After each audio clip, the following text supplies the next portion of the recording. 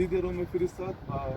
خداوند نصیب بیان همینجا با آل سعود و با اجتهاد یکی از علما محمد ابن عبدالوهاب سبب شد که از همین قبه ها و همین نقطه ها از بین برده شدن. حتی برادران عزیز، حاضر ما یک نوار پیشکش شما میکنیم که درباره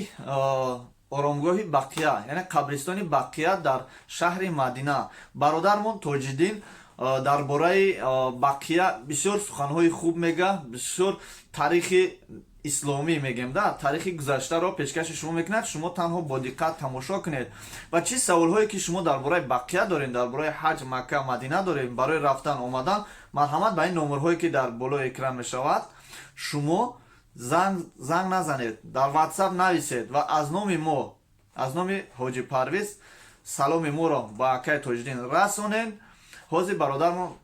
حاجی تاج‌الدین در شهر با داخل شدن به جنت البقیع ما دعای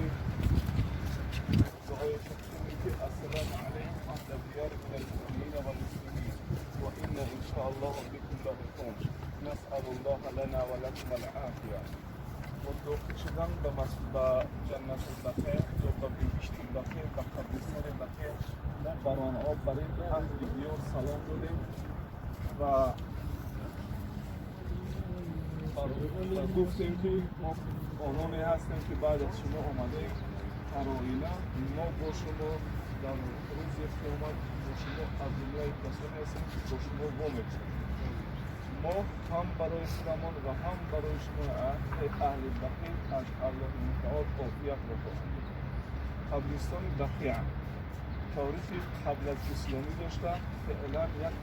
180,000 قدرتی 180,000 مغرب است. قبرستان بقیع از عایشه صدیقه ام المؤمنین رضی الله تعالی عنها حدیث است که پیامبر صلی الله علیه و سلم به زیارت بقیع آمد و بقیع را در اینجا زیارت می‌کرد. خب زیارت بقیع برای هر یک زیارت کننده فضل است. هر یک قبرستان را علالاقل در یک ماه یک بار زیارت کردن سنت پیامبر صلی الله علیه و سلم است. زیارت قبرستان ها انسان را، مرد را به یادش می‌آورد. برای همین هم برادران توصیه در هر جایی که باشد باید که به خاطر به یاد آوردن زندگی جاوید آخری باید که به قبرستان، به هر قبرستانی که باشد از جمله خاص زیارت بقیع. در زیارت بقیع در زمانی که پیامبر صلی الله علیه و سلم در معرکه بدر بودند در اینجا فرزندش رقیه از دنیا گذشت و اینچنین برادرش، برادر رضاعیش عثمانی بن مزعون که همراه پیامبر صلی الله علیه و سلم از یک مادر شیر خورده بودند و عثمانی بن مزعون هم از دنیا گذشت. چون پیامبر صلی الله علیه و سلم اومد، عثمانی بن مزعون این صحابی اولین شخصیتی شد که در همین قبرستان دفن کرده شد و اینچنین فرزندش رقیه و اینچنین از اصحاب پیامبر صلی الله علیه و سلم در اینجا شهید عثمانی بن عفان خلیفة النبی و اصحاب دیگر نیز در اینجا دفن کرده شدگان و ازواج مطهره نبی صلی الله علیه و سلم ام المؤمنین ها از عایشه رضی الله تعالی عنها سرکردگی تا دیگر امها مگر دو همسر پیامبر صلی الله علیه و سلم که یکیش میمونه بنت حارث در 15 کیلومتری مکه و دیگرش خدیجه ابن خویلد در قبرستان معلا که ان شاء الله در مکه در روزم با زیارت میریم و دیگر همسران پیامبر صلی الله علیه و سلم در همینجا دفن کرده شدگان. از جمله دفن کرده شدگان اینچنین در اینجا امک پیامبر صلی الله علیه و سلم عباس ابن عبدالمطلب و حسن ابن علی ابن ابی طالب از جمله دفن شدگان و صحابی حبر امت، عصای پیامبر، کفش پیامبر، یک از صحابگان جلیل و عالم صحابگان عبدالله ابن مسعود در همینجا دفن کرده شده. خوب و اینچنین بعد این از ما باید مشهور به امام زین العابدین است، علی ابن حسین انا همون کسی که در کربلا زنده موندگی بود علی بن حسین مدفون انا همین بقیه است و اینچنین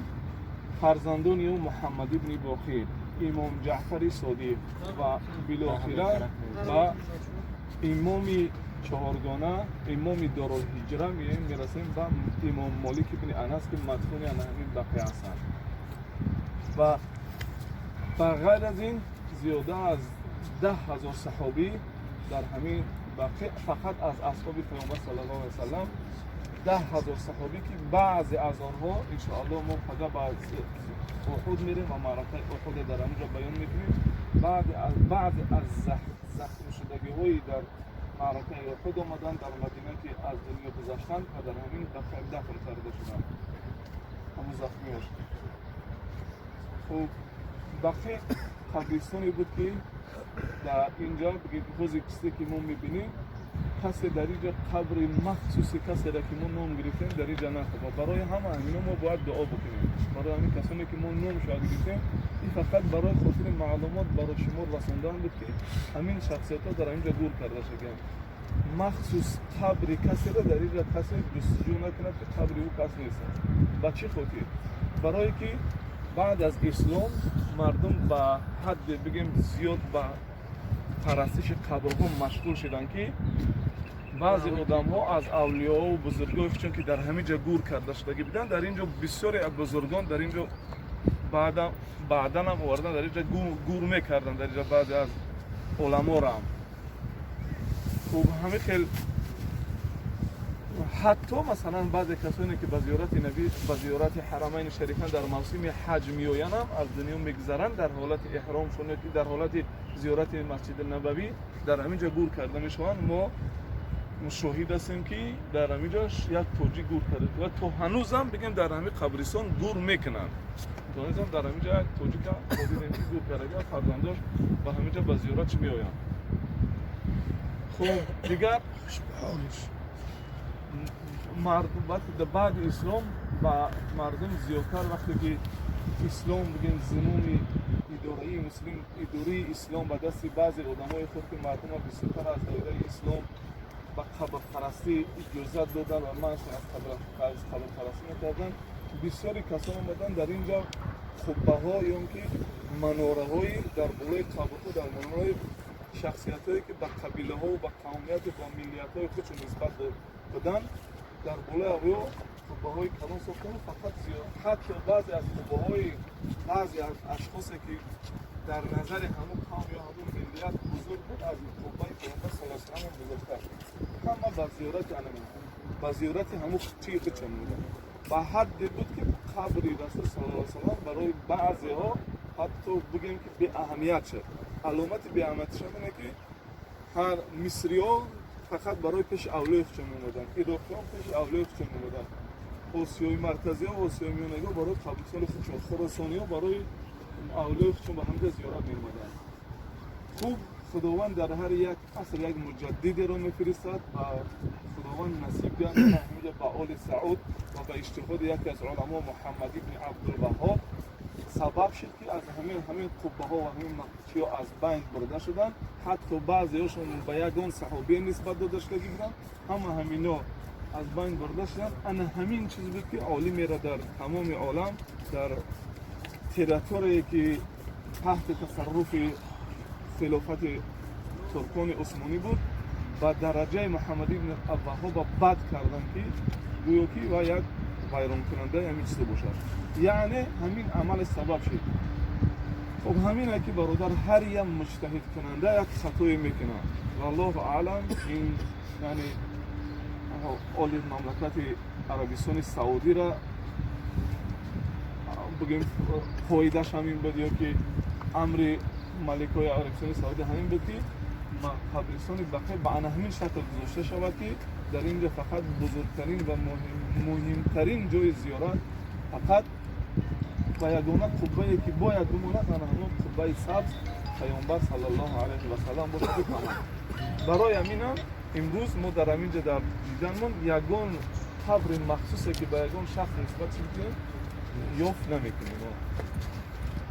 خب در برآمدن ما در اینجا یک دعا میکنیم به اهل بقیع و از الله متعال پروردگار رو طلب آمین. می‌کنیم که الله آمین. پروردگار رو خداوند مجید متعال چگونه که ما رو نصیب کرده که ما از جمله زیارت کنندگان اهل بقیع باشیم. پروردگار رو بقیع یا از جمله عشره مبشرین نیز در اینجا دفن کرده شدگان. پروردگار رو اصحاب کرام و عشره مبشرین آنها کسانی هستند که پروردگار رو رضایت و رحمت خود رو بالای آنها کرده. پروردگار رو از تو طلب می‌کنیم که چگونه که از آنها راضی شدی. پروردگار رو تمسک کننده و پیروی کننده و اقتدا کننده به آن همان صحابیایی که در اینجا دفن کرده شدند. پروردگار ما بندگان عاجز و ناتوان با تواضع به اینجا آمدگیم از تو طلب می‌کنیم. پروردگار رو رضا و رحمت خودت را نیز بالای ما رحمت خود رو بالای ما بریزان پروردگار و برای اهل بقیع و برای گذشتگان اینجا از تو طلب مغفرت و طلب رحمت و رضای تو را طلب داریم. آمین یا رب العالمین. баъдан мо ҳамин қагап гуфтанем ки бародарони азиз дар охир ҳатман наворо ба рафиқон дӯстони худ фиристонем ва компанияи бургантур яке аз компанияҳое ки дар шаҳри москва офис доранд ва ҳамаи пешниҳодое ки мекунад дар канали мо меброя иншоаллоҳ мо пешкаши шумо мекунем. пешниҳодҳои онҳо чӣ ҳастанд? барои ба ҳаҷ рафтан ва ба ғайр аз ҳаҷ боз дигар давлатҳо ҳастанд, давлатҳои хориҷӣ аст ки мебаранд. шумо метавонед мана муроҷиат кунед. анам бинед бургантур рекламаи худро дар болои экран гузоштааст. мо гузоштем дар болои экран рекламаи бародарро ба номерҳое ки дар поён ҳаст. ман номерҳош занг занед ё ки нависед хубтар аст дар ватсап ва гӯед ки бародарам акаи тоҷиддин салом аз ҳоҷи парвиз ва ман мехоҳам ки ба ҳаҷ равам. чӣ гуна рафтан дар кор, чанд пул расход мешавад, чиҳо дар бар гирифтан дар кор, аз он ҷо чанд кило ба ин ҷо овардан дар кор, аз ин ҷо чӣ қадар кило метавонем ба ҳаҷ ҳамроҳи худ гирем. ҳамаи ҳамин маълумотҳоро аз ҳамин бародармон тоҷиддин метавонед дастрас намоед. фаромӯш накунед наворо ба бародарон, дӯстон, рафиқони худ паҳн намоед ва барои пешрафти канали мо ки мо кӯшиш мекунем ки беҳтарин наворҳоро аз тамоми гӯшаву канори рӯи ҷаҳон пешкаши шумо намоем. аз он ҷумла аз ҳаҷ, макка, мадина, ҷидда пешкаши шумо намоем. шумо бошед дар канал ҳатман подписатсия кунед ки аз наворҳои оянда бохабар шавед. колокольчика зер кунед.